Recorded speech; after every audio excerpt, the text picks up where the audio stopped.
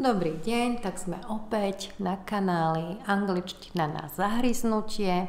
V tomto videu sa budeme venovať gramatike, je to zahryznutie 4, ale pozor, aby ste sa mohli venovať tejto gramatike, aby ste mohli cvičiť vety, musíte si pozrieť slovnú zásobu zahryznutie 4, pretože tu pracujeme so slovnou zásobou, ktorú sme rozoberali v zahryznutí 4, slovná zásoba. Takže prechádzame na ďalšiu osobu, je to osoba tretia jednotného čísla, zase časujeme sloveso byť. A prvou osobou treťou je on. He. Ďalšou treťou osobou je ona. She. Všimnite si, že tam sa len pridalo písmenko S. Čiže tam to bolo he a tu je to she. A treťou osobou je ono. It. Všimnite si, že všetky tieto tri osoby, sú to osoby vlastne jednotného čísla, majú rovnaký slovesný tvar je. Is. Všimnite si, že píšeme v angličtine písmenko S, ale čítame ho z. Is. Takže teraz, keďže už viete aj tretiu osobu, môžeme si trošku precvičiť zo pár viet.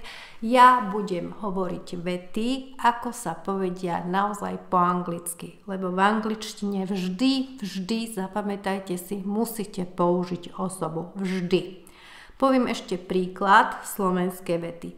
Je veľmi zlomyselný. Je veľmi zlomyselný, ale oni povedia on je veľmi zlomyselný. Takže ideme. He is very nasty. Ďalšia budeme vám ukazovať, ona je veľmi roztomilá. She is very cute. Ešte raz opakujem, že používame slovnú zásobu, prídavné mená, ktoré ste mali v slovnej zásobe zahryznutie 4. Takže mali sme, ona je veľmi roztomilá. Prechádzame na to je smiešné. It is ridiculous. Ďalšie, ona je dobrá. Ona je dobrá. She is good. Ďalšie, on je veľmi šikovný. On je veľmi šikovný. He is very clever. Ďalšia veta. Ona je trápna. Ona je trápna. Necháme vám, skúste. Ona je trápna. She is ridiculous. Teraz, to slovíčko it neznamená len ono, ale znamená to v angličtine aj to. To, ako to je. It is. Tak, čiže to je, it is. Dobre? Čiže máme tu, to je skvelé. To sa veľmi často používa. To je skvelé. It is lovely. Ďalej budeme mať, vrátime sa k prvej osobe, v tretej, to je on. On je, dajme si, nezbedný. He is cheeky. Ďalšie budeme mať. On je trapný. He is ridiculous. Ďalšie budeme mať. To je veľmi zlé. To je veľmi zlé. Nezabudnite slovíčko veľmi. To je veľmi zlé. It is very bad. Ďalšie budeme mať.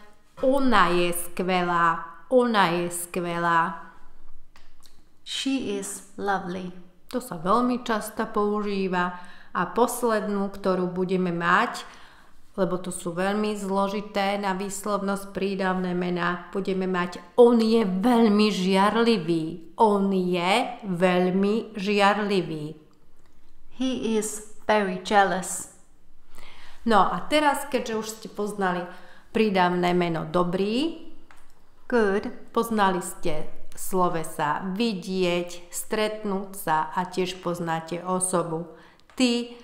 Takže z tohto môžete vytvoriť aj ustálené spojenia. Prvým ustáleným spojením je dobre, že ťa vidím.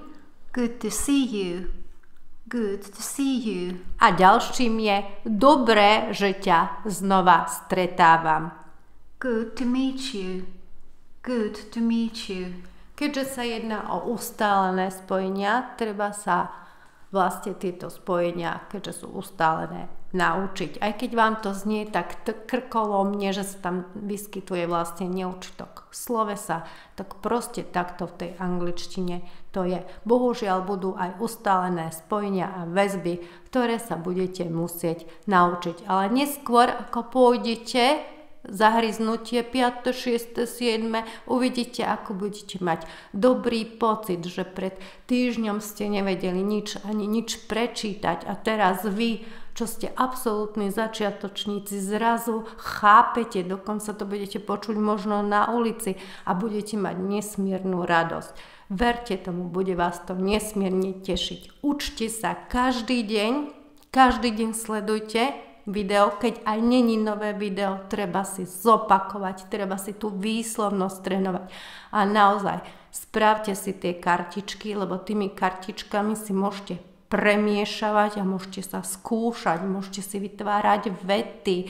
Hej, nemusíte sa len striktne držať tých viet, ktoré sme urobili my. Hrajte sa s tým, hrajte sa s tými vetami, hrajte sa s tými kartičkami. Dokonca si na tie kartičky môžete napísať aj celé vety a tie sa môžete skúšať. Môžu vás skúšať vaše deti, alebo vy môžete skúšať vaše deti z angličtiny a môžete sa učiť aj po tajme a zrazu budete rozprávať.